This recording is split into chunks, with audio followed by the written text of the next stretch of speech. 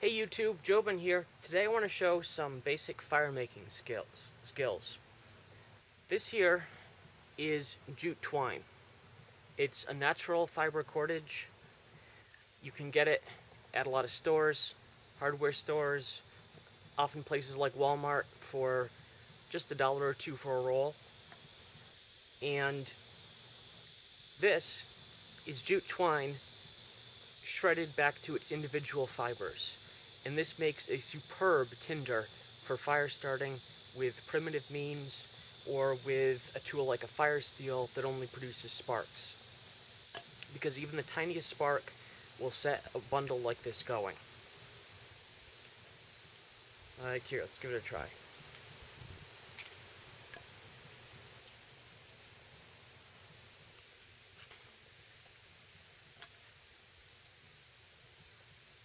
Cool, huh?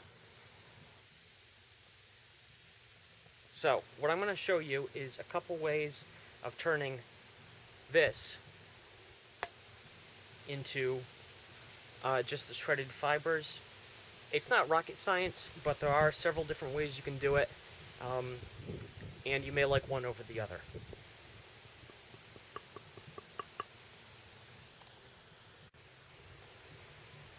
Alright, now method one will have you taking relatively short pieces of the string and untwisting it. This particular type of jute twine is made up of 3 smaller strands that are in turn made up of individual fibers. So before we get anywhere, we have to take it down to at least the 3 strands, and then we get one of these, and you figure out which direction it's twisted in, and you twist it the other way. And when you see it get kind of loose, you grab it in the middle, and you pull apart.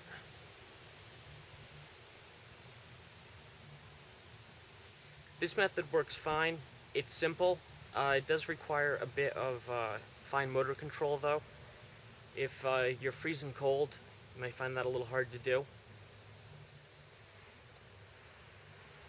But it's a simple method, and it works well most of the time. Can be a little time consuming. I myself find it a little tedious because it takes several minutes work to get up a ball of tinder like I showed at the beginning of the video. Let's go on to method 2.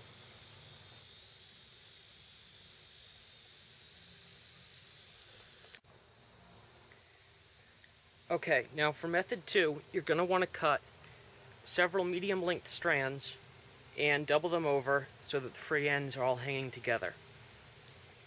And the way I do this is on my own leg, and some people may really be uncomfortable with this, but you actually place the blade of the knife on your thigh, and that's not as crazy as it first looks, because you have to understand that the knife blade does not move. It stays perfectly still, and you do not press very hard, and you just grab the strings and pull through.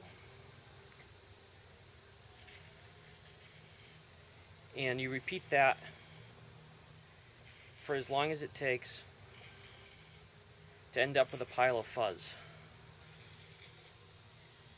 Basically what you're doing is you're scraping the string, pulling off individual fibers, and occasionally if you angle it wrong, pull strings. And making a little ball of fuzz. And it doesn't take very long. This isn't super big, but this is very, very finely shredded and would take a spark excellently.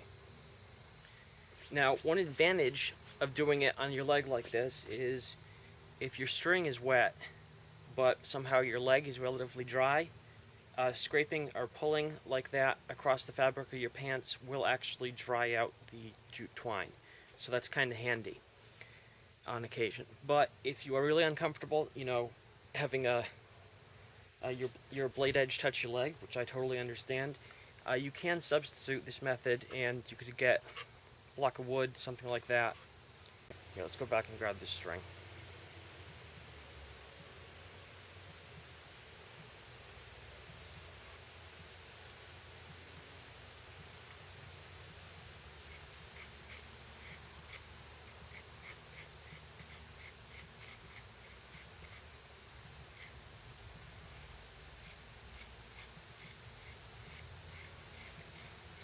One problem with doing this with a very sharp blade is sometimes if you put a little too much pressure on it, it just cuts straight through it, which is annoying.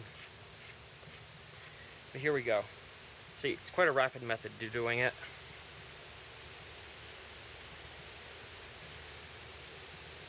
So at this point, from our various methods, we have quite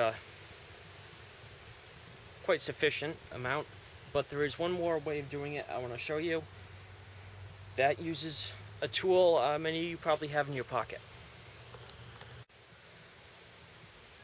Okay, third and final way that I've used is you can make shredded jute twine with a pair of scissors. Now obviously, actually with a pair of scissors, you could do the scraping method. Basically anything with a crisp edge would work for that. But in this case, we're going to use scissors as intended and cut very small bits of twine off the end of the string.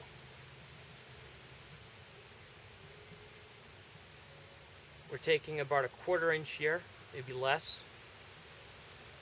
And because the fibers you cut off are so short,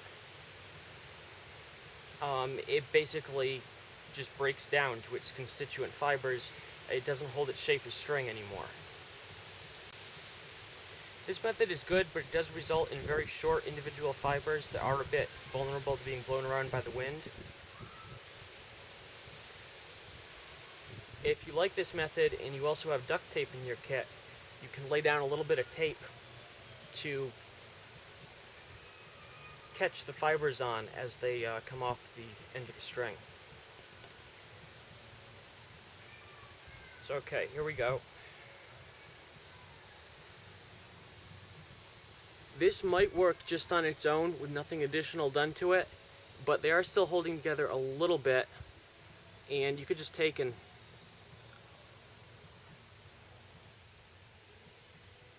just kind of squish them around in your hands, and they shred pretty much down all the way, and you just have jute dust. So here we go. Here's our oversized Tinder bundle from all the different ways of doing this. Where'd I put my striker? Oh, there it is.